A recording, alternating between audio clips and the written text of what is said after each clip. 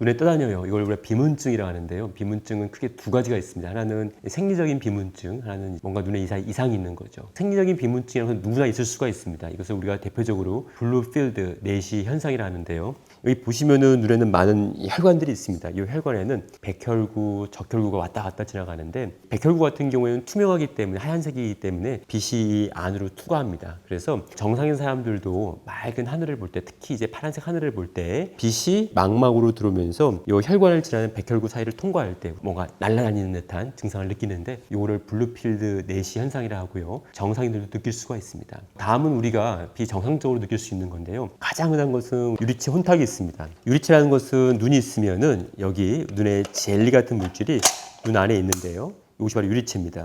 이 유리체가 눈의 볼륨을 유지하는 역할을 하는데 나이가 들면은 유리체에서 혼탁이 생기고 아니면은 수축되면서 망막하고 유리체가 떨어지게 되는 거죠. 이럴 때 나타날 수 있는 게 보통 우리가 가장 많이 이야기하는 이제 비문증, 날파리가 날아다닌다 해서 날파리증 이런 것들이고요. 그 밖에도 눈에 당뇨가 있는 분들은 망막의 혈관에 출혈이 생기면서 피가 떠다니는 경우 그 피를 느낄 수도 있고요. 그리고 어떤 경우에는 망막에 구멍이 있습니다. 구멍 때문에 비문증을 느끼는 경우도 있습니다. 그래서 비문증은 하나의 증상이지만은 정상인도 느낄 수 있는 비문증부터 해서 또 망막 박리나 또 망막 출혈 같은 중대한 눈의 질환을 암시하는 그런 하나의 현상일 수 있기 때문에 비문증이 있다고 이거 다 생기는 거 아닌가 해서 그만 잊지 마시고요. 한번 병원에 오셔가지고 또 정확한 진단과 치료를 받는 것이 중요합니다.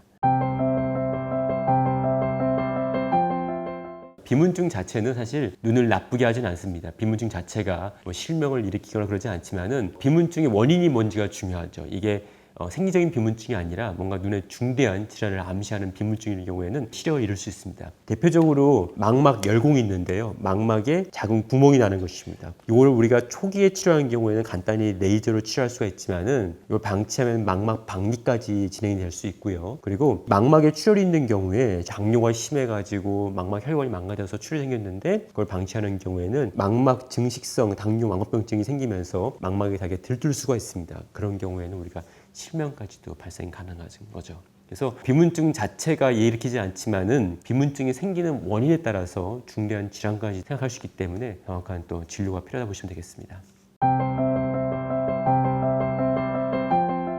흔히들 비문증은 이제 나이 많은 사람들이 발생한다고 생각할 수 있는데요. 어린 나이에 발생할 수 있습니다. 대표적으로 아까 말씀드린 생리적 비문증, 그 블루필드 내시 현상이나 아니면은 아이인 경우에들 가끔 이제 눈을 감아도 뭔가 날파리가 떠다녀 오시는데요. 비주얼 스노우는 눈 자체 이상이 아니라 뇌에서 전기적인 활성이 생기면서 우리가 눈을 감고 있어도 뇌에서 전기적인 활성이 생기면서 뭔가 눈에 자극을 일으키는 거죠. 이걸 비주얼 스노우로 합니다. 이런 경우에는 아이들이 눈을 감고 있어도 떠다니는 게 보일 수 있고요. 한눈이 아니라 보통 양쪽 눈에 같이 발생하는 것이 특징입니다. 그리고 아이들 같은 경우에도 이제 지나치게 눈이 약한 고도 근시가 있거나 아니면 다치는 경우, 눈에 외상이 한 경우 이런 경우에도 비문증이 생길 수가 있습니다.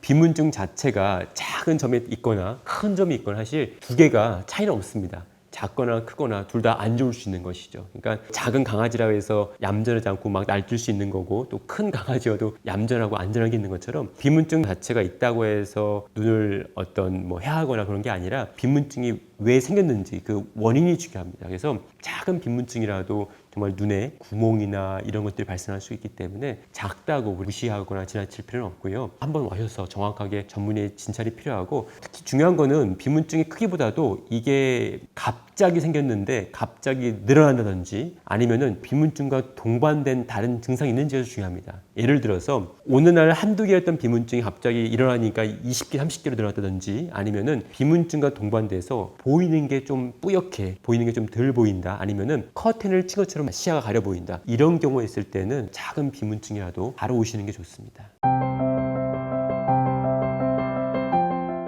비문증은 두 가지가 있습니다. 하나는 눈을 감아도 보이는 비문증이 있고요. 눈을 떴을 때만 보이는 비문증이 있습니다. 눈을 감아도 보이는 비문증은 아까 말씀드린 것처럼 뇌의 전기적인 활성 때문에 생기는 거죠. 이것을 우리가 비주얼 스노우로 합니다. 그리고 눈을 떴을 때만 생기는 비문증은 보통 밖에서 들어오는 빛이 눈을 자극해서 생기는 것이죠. 그래서 이런 경우에 생기는 비문증의 원인은 유리체 혼탁이나 망막 쪽 이상일 수 있고요. 따라서 우리가 이런 것들을 확인하기 위해서는 보통 안과에서 안저 사진, 산농 검사, 동공을 키워가지고 의사가 눈 안을 직접 들여다보는 검사 이걸 통해서 망막 주변부에 구멍이 없는지 출혈은 없는지 이런 것들을 확인하는 것이 중요합니다. 원인 따라 다를 수가 있는데요. 아까 말씀드린 것처럼 비주얼 스노우 같은 경우 뇌에 과도한 자극 때문에 발생하는 경우에는 뇌의 자극을 좀 낮춰주는 약을 먹기도 하고요. 아니면은 필터 렌즈라고 해서 480에서 520 나노미터 파장의 빛을 차단하는 안경이 있습니다. 그 안경을 쓰면은 밖에서 들어오는 빛이 망막을 덜 자극하기 때문에 증상이 누그러질 수가 있습니다. 그리고 비문증 같은 경우에 보통 적응을 잘 하십니다. 환자분들이 처음엔 되게 불편해하시다가 시간이 지나면서 없어진 건 아닌데 이젠 잘 못 느끼네요. 마치 우리가 화장실 들어가면 냄새가 처음에는 굉장히 나지만은 오래 있으면 못 느끼는 건 비슷합니다. 그래서 적응을 하시는데요. 만약에 적응을 못하고 굉장히 불편하거나 심한 경우에는 제가 유리체를 갖다가 이렇게 수술로서 제거해서 여기서 깨끗한 물로 치환해주는 수술이 있습니다. 우리가 유리체 절제술 그러는데 그런 수술로도 우리가 비문증을 치료할 수가 있습니다.